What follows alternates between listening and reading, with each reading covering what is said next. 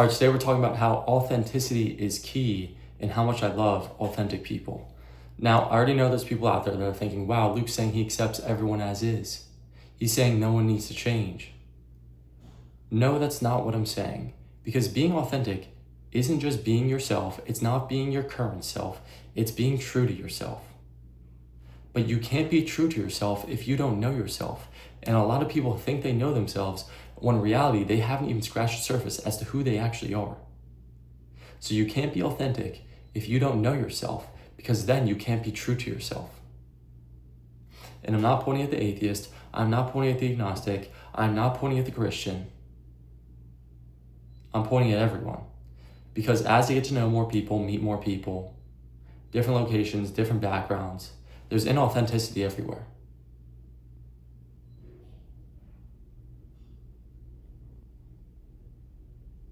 And you'll see it in multiple different ways. The first one, you'll be in conversation with people, you'll be talking about something, you'll share an experience, thought, idea, something that requires a brain.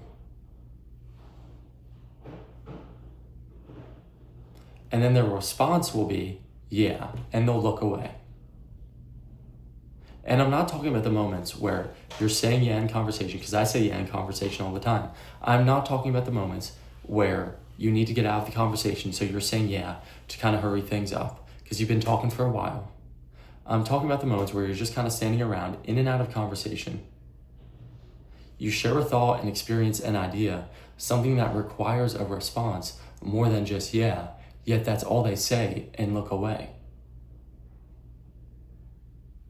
My first thought is, I don't need you to agree with me. I don't care if you disagree with me. I don't care if you think my idea or concept is stupid. I just want to know you're a real human being with a real brain, real thoughts and experiences. And if you don't have an opinion on anything, or you're too scared to share your opinion, maybe you should just identify as a rock. You be a good rock. You be a great rock. You be the first rock to ever be self-moving. Congratulations. Now, another way you see people be inauthentic is you'll be in a conversation with someone and you'll say, hey, I don't like this thing, I don't like that thing, whatever. And they agree with you, but then their actions say otherwise. But once again, I don't care if you actually agree or disagree with me. Just share your opinion. But I don't want to see you doing the thing that you said you don't like doing a couple days later. All I want is conversation. That's all I want. Worst comes to worst, we agree to disagree. Most of my friends, some of my friends aren't even Christian, and we just agree to disagree at the end of the day. We agree to disagree, and then we get to enjoy our day together.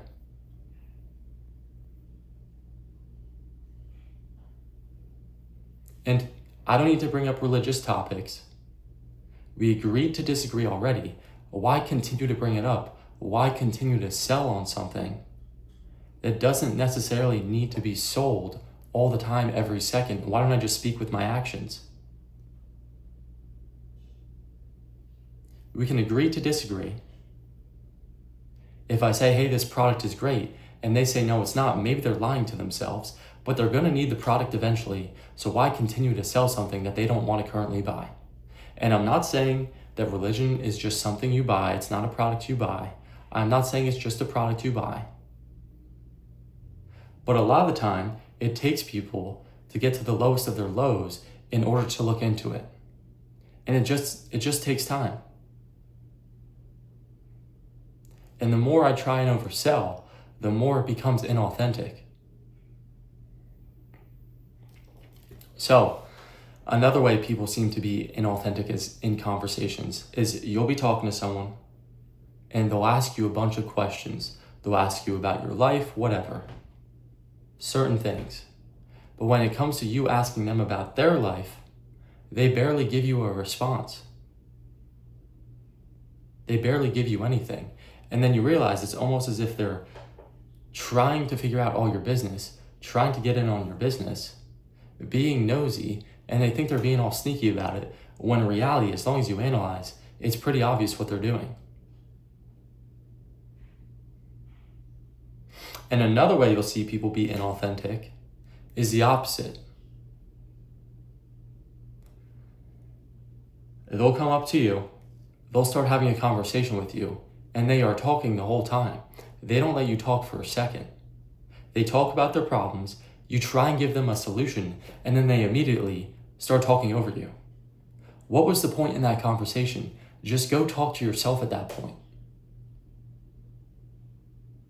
If you aren't even going to let me ask a question or have a single sentence, don't come up to me in the first place.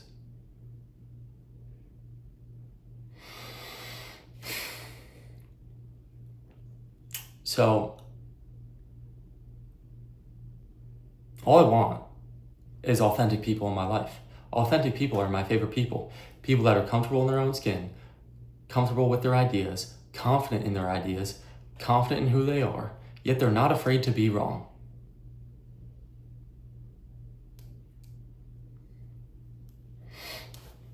And a way you'll see authenticity as real, at least this is just one of the ways, this is kind of for guys, for girls, I really don't know, is when you're with your boys, you're all having banter, you're all talking trash, you're all chirping each other,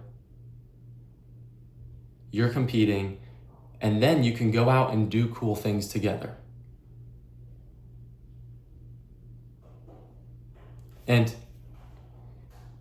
this is harder to do as you get older because it requires understanding and trust, which only comes with time. It's easy to do in high school, middle school, college, because you're always around each other. You're forced to spend time together.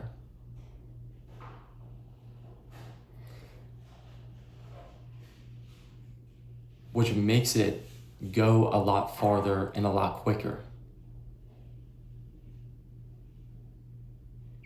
But on the topic of chirping, on the topic of having banter, another thing about being authentic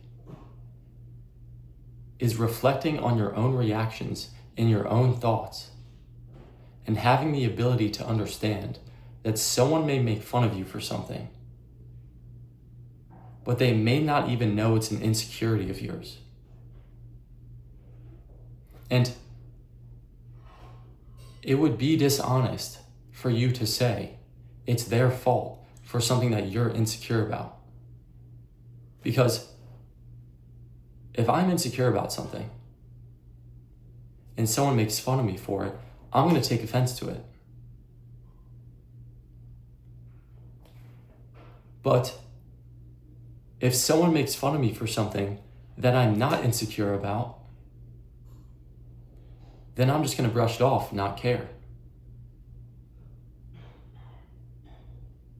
So it's about reflecting on what you're actually insecure about and putting it on yourself to make a change, if that change is possible. And if it's not possible to change your insecurity, then it's about coming to terms with your insecurity.